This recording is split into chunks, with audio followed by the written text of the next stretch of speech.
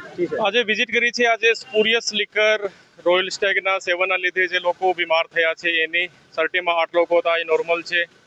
પછી આરોગ્યમાં પણ 5 લોકો હતા, પણ અંડર ટ્રીટમેન્ટ છે, અને 6 લોકો છે અત્યારે। એક સવારે ભરતી થયું છે, એક અત્યારે બીમ્સમાં છે, આ પણ રિકવરી સ્ટેજમાં છે, અને 2 વેદ આઈસીયુમાં છે, ત્યાં પણ વિઝિટ કરવાનું છું। અને જે લોકોએ રવિવારે સેવન કર્યું હશે રવિવાર દિવસમાં તો સાંજે, તો આ લોકો કાલે એડમિટ થયા છે, અને કદાચ શક્યતા છે કે જે સોમવારે પણ સેવન જે કર્યું હશે તો સંભાવના છે કે 2-5 લોકો આજે પણ એડમિટ એટલે કે આવી શકે છે। મોત 2 લોકોના થયા છે। ટોટલ 22 લોકો અસરગ્રસ્ત થયા છે, જે પૈકી 18 લોકો સારવાર હેઠળ છે, અને બાકી 4 લોકોની મૃત્યુ થઈ છે। 4 માંથી કાર્તિક મકવાણા 40 વર્ષના, ઉપેન્દ્ર ગોહિલ 25 વર્ષના અને ઘનશ્યામસિંહ જડેજા 50 વર્ષના કન્ફર્મ એનાથી જ મૃત્યુ પામ્યા છે। અને બાકી એક નરેન્દ્ર યાદવ નામનું જે મોત છે તો એનાથી થયું છે કે નહીં આ થોડુંક શંકાસ્પદ છે। કનેક્ટેડ છે, 4 બુટલેગરની ધરપકડ એમાં કરી છે।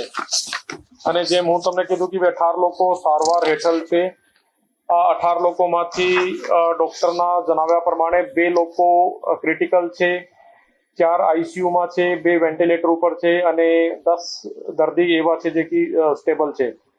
અને અત્યારે પણ અમે લોકો મીન્સ કે તમામને અપીલ પણ કરીએ છીએ કે જે પણ છેલ્લા 3-4 દિવસમાં જે આ જે ડુપ્લિકેટ રોયલ સ્ટેગનું કોઈ સેવન કર્યું હોય તો તાત્કાલિક નજીકના અથવા કરી અને ઓવરઓલ જે અમારી ટેકનિકલ અને હ્યુમન સોર્સના આધારે અમે પછી અમારી એલસીબી એસઓજી અને સ્થાનિક પોલીસનો અલગ અલગ ટીમો લગાડીને જે આ પર્ટિક્યુલર રોયલ સ્ટેગની જે ડુપ્લિકેટ બોટલ જે અલગ અલગ જગ્યા જે એને વેચ્યું છે આ બુટલેગરને અમે ઉપાડવાના સ્ટાર્ટ કર્યું, અને અત્યાર સુધીમાં લગભગ 4 જેવા બુટલેગર જે છે એ એમાં ડિટેન થઈ ગયા છે, અને આગળની કાયદેસર કાર્યવાહી પણ ચાલે છે।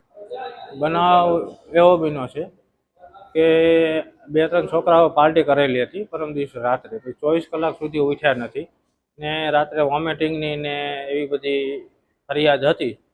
તો જાણવા એવું મળ્યું છે કે જે પાર્ટી કરી હતી એમનો કોઈ ગામમાંથી દારૂની બોટલ લીધેલી અને 16 તારીખે સાંજે પીધેલ, અને પછી આ બધો પ્રશ્ન થયો, ને અત્યારે ક્રિટિકલ હાલતમાં મારા કાકાના દીકરા ઉપેન્દ્રસિંહ ચંદ્રસિંહ ગોહિલ હાલ એમઆઈસીયુમાં ભાવનગર સિટી હોસ્પિટલમાં દાખલ છે।